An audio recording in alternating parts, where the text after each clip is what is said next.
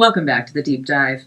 So today we have a really fascinating and super focused exploration. We're diving into the meaning of a single digit. Right, just one. And we're not talking about math here at all. We're getting into the cyclical, philosophical nature of the number 9. The whole concept of the return of the 9. It's an interesting one for us, this deep dive, because we're really leaning on one primary source. Yeah, almost entirely. It's a text called The Ninefold Cycle of Return, written by the Reverend Point Blank. Thank you, Mike and Nika, for that wonderful introduction. And this piece is called The 9 Returns. There's a whisper in the cosmos, a pattern and a sign. A scared pulse beating steady, and that heartbeat is 9. In the rhythm of creation, where the stars all align, where the universe folds its secret into a single design. 9 is the circle closing, no beginning, no end. It's the truth that leaves and comes back true again. It's the echo in the distance, the call from the divine, saying, what's yours will return, what's real stays mine. 9 is the ruler, the keeper of time, the number that turns every mountain that you climb into lessons and blessings, mixing so fine. Though even when you lose, it starts to look like a sign. 9 is completion, spiritually whole, a compass carved straight through the human soul. It's the wind that moves quiet, the fire that refines, the promise that every struggle has its finish line. Again, check the math. 9 times 1, that truth is a plate. 9 times 2, the destiny controls your fate. And the digits back up. Watch the pattern relate. 'Cause 9 returns to 9 like a king to his gate. 9 times 3 is 27, do the sum. 2 and 7 become 9, right back where it's from. 9 don't wander, it don't break, it don't run. It's the moon circling back to kiss the morning sun. Look around, in the rise of the seasons, the breath of the earth, in the cycle of divine rebirth and worth. 9 is the hidden heartbeat, giving life its girth. The mathematics of spiritual distress in this cosmic mirth. Why the number 9? It's the reason why endings never mean you're through. Why the path that cuts you deep ends up healing you. 9 is the mirror saying walk your truth, because what you give in this world comes clinging back to you. So live by the 9, end what drains and complete what's due. Close the doors on those that don't serve you. Start something new. Every dream you chase, every choice you do. 9 multiplies the energy and it returns back to you. See, 9 is a teacher, a prophet, a sign, a reminder that everything falls back in line. Understand that the universe bends and the universe is kind. And what's meant for your path, you will always find. It's always, always right back to the 9. Point blank, enjoy your time. And it's a beautifully written piece that treats 9 not as a quantity, but as a law for energy in life. A law for energy, I like that. So our mission here is really to unpack 9 as this philosophical principle, and more importantly, show you how you can actually apply this idea, this 9-fold cycle in your own life to handle endings. And to guarantee new beginnings, because the whole idea, the entire premise, is that the quality of your next chapter depends completely on how well you close out the current one. You can't get to a 10 until you master the 9. Okay, so let's get into this. This central idea of 9 as a cycle of completion and return. Why? 9. Right, why not 7 or 8? What's so special about 9? Well, we need to ground this philosophically, not just poetically. In our standard decimal system, 9 is the last single digit. Okay. After 9 comes 10, but 10 isn't a new number, it's just returned to 1 with a 0. It resets the system. So 10 reduces back to 1. It reduces back to 1. So 9 is the final stop. It's the maximum expansion right before that necessary reset. That distinction, the final maximum before the reset, that gives the whole cycle a lot of weight. The Reverend Point Blank really emphasizes that because of this, endings are never absolute. They're just transition points. And that's the critical mindset shift. Most of us see ending a job or relationship as a brick wall. A full stop. A full stop. But the ninefold cycle teaches you to see it as the pressure that launches the next thing. The writing says 9 is the reason why endings never mean you're through. That completely reframes how we should process difficult times, especially pain. It stops being an interruption and becomes part of the cycle itself. It does. He connects it directly. He argues that 9 is why the pain that cut you deep ends up healing you. So if you let a painful ending run its course, fully cycle out, its energy actually changes. That deep cut becomes the scar tissue that holds you together for the new cycle. So the pain, once you process it, becomes wisdom. It becomes stored fuel for the next phase. Exactly. It's not just a self-help platitude. It's framed as a fundamental law of the universe. The idea that everything falls back in line. Right. That phrase suggests a kind of energetic gravity, the self-correcting mechanism. But what about when life just feels completely chaotic? Well, that's the subtlety of it. That deviation, that chaos is part of the expansion, the path leading up to 9. But the law of the cycle ensures you eventually return to alignment. Okay. And the writing offers this crucial reassurance. He says that while the universe bends, it is ultimately kind. That's a profound thought. It is. It suggests the whole framework isn't indifferent to us. It's actually weighted in favor of our restoration. The bumps are just part of the bending. Right. Your failures, your losses, they aren't anomalies. They are the natural result of reaching the limit of one cycle. The system is actually designed to guide you back to balance.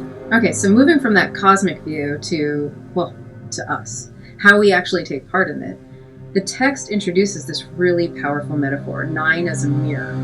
And this is so important because it shifts us from just passively accepting the cycle to being radically responsible for it. If 9 is just completing and returning, then what returns is completely up to you. The philosophy says 9 is the mirror saying, walk your truth. It forces you to be conscious of what you're putting out there because the reciprocity is, it's unforgivingly clear. Absolutely. The text says, because what you give to the world comes circling through. You are literally the architect of your own return. So if you spend a year projecting cynicism and fear, then the new cycle that returns to you will be fertile ground for more cynicism and fear. The quality of the return directly mirrors the quality of what you put out. And here's where it gets really, really interesting for me. Because it's not just a one-for-one exchange. The sources say 9 amplifies. It's a multiplier. That multiplier effect is why you have to be so intentional. The text promises, every dream you chase, every choice you do, 9 multiplies the energy and returns it to you. Wow. So every bit of effort, every focused intention, or even every scattered distraction, it gets an exponential return in the next cycle. Okay, let's ground that with an example because that's a huge consequence. Right. Say you're an entrepreneur. You spend 6 months completely focused on solving one positive, complex problem. You only make a few sales. Okay. According to this cycle, that focused energy doesn't just return a few more sales, it multiplies the energy of focus. Potentially bringing you huge strategic partners or sudden visibility in the next cycle. Now flip that. A manager spends those same 6 months micromanaging, playing office politics. They might get some small, short-term wins. Sure. But when the return to the 9 hits, it multiplies that draining, mistrustful energy. The result isn't better productivity. It's magnified staff turnover, it's conflict, it's the total erosion of their credibility. That brings up a really tough question, though. If 9 multiplies everything, what about failure? If I put positive energy into a venture and it collapses, does the return multiply my loss? How does the philosophy account for that? That's a critical question. And the philosophy makes a distinction between the outcome and the energy. Okay. A venture can fail. That's an external outcome. But what the 9 multiplies is the quality of your input, your diligence, your integrity, your intention. So even if the business failed, if you acted with integrity and focus, the return multiplies that integrity and focus. It grants you accelerated wisdom, better judgment for the next cycle, even if your bank account is empty for a bit. So the multiplication is really aimed at character and wisdom, not necessarily just material success. It guarantees you reap what you sow in magnified form. If you sowed fear, you get amplified anxiety. If you sowed courage, you get amplified opportunities to be courageous. The cycle is inescapable. But what comes back in that cycle is entirely up to you. Entirely. Which brings us to the practical application. Once you accept these laws, the return and the mirror, what's the action plan? Yeah, what do you do? The Reverend Point Blank's message is just this clear imperative, so live by the 9. And this is the instruction manual for that transition phase. You have to consciously manage the end of the cycle. If you don't, the cycle manages you, and the multiplied return could be chaotic. So what are the steps? The philosophy breaks it down into 4 critical sequential steps to clear the slate and prepare for that return. Let's spend some time on these because these are the tools. The first one is about energy conservation. That's right. Number 1, and what drains. This requires, a rigorous and sometimes brutal self-assessment. It's not just about stopping a bad habit. No, it's about identifying where your energy is leaking. Are you holding on to a resentment from 5 years ago? That's an active drain. Yeah. Are you trying to revive a business idea the market has clearly rejected? That's energy leakage. Sunk cost fallacy. Precisely. You have to stop feeding the drain, or you're just going to multiply your exhaustion in the next cycle. Okay, so you plug the leaks, then what? Then, step 2 addresses your legacy. Complete what's due. Clearing the clutter. Fulfilling obligations, honoring commitments from the cycle you're ending. Think of it like balancing the books. You can't start a new venture if the debts of the last 1 unanswered emails, overdue thank yous, incomplete promises are still hanging over you. You have to close the ledger. So that the returning energy is clean. Exactly. Which leads to the 3rd step, and I think this is often the hardest one emotionally. Which is? Close the doors that don't serve you. This isn't passive, it's definitive, it's severance. It requires real agency. You have to make a conscious cut from paths or relationships that you know are unhelpful. Right, it's the opposite of just letting things fade away. If you know a social group only brings out your worst side, you don't just stop showing up. You consciously recognize the ending and you draw a line.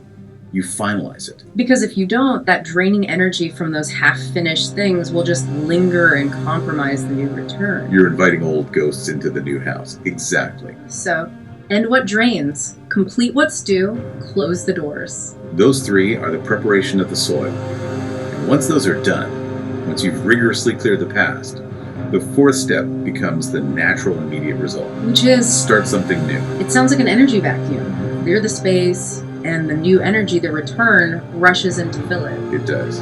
And you have to actively initiate that next beginning with intent.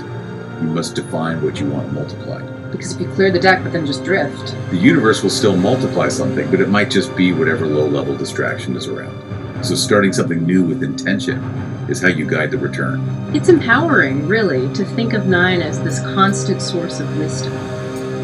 The Reverend's writing defines it not just as a concept, but as a teacher, a prophet, a sign. That goes back to the idea that the universe is kind, that the system is aligned in your favor. If you follow these 4 steps, the philosophy promises that what's meant for your path will always find its always ways right back to 9. The cycle itself becomes the guide. You don't have to chase, you just have to prepare the space. You're not forcing an outcome, you're just managing the energy of the transition and trusting that the law of the 9-fold cycle will deliver what's next. Which is why clearing and completing, as hard as it is ultimately an act of surrender to this really powerful natural law. So let's synthesize this. The number 9, as defined in the 9-fold cycle of return, is this governing law reminding us of 3 things. First, energy cycles and completion is inevitable. That's the return. Right. Second, your output determines your input. That's the mirror, and it demands radical responsibility. And third, that conscious completion ending drains, settling debts, closing doors, leads directly to powerful new starts. And we've established that the ultimate power here is that 9 multiplies the energy of every choice you make. It magnifies it and returns it to you, which I think raises a really important question for you to consider today, right now. Okay. Given this law of multiplication and return, what singular choice, what foundational activity, or what core belief are you engaged in today that you most want to see exponentially multiplied and returned to you in your next cycle? That's a great question. Is the energy you're feeding that mirror of the 9 something you genuinely want to see amplified? The choice you're making right now about where you place your intention, it dictates the quality of the cycle that is guaranteed to return. That's something to chew on as you think about how to use this concept of return in your own life.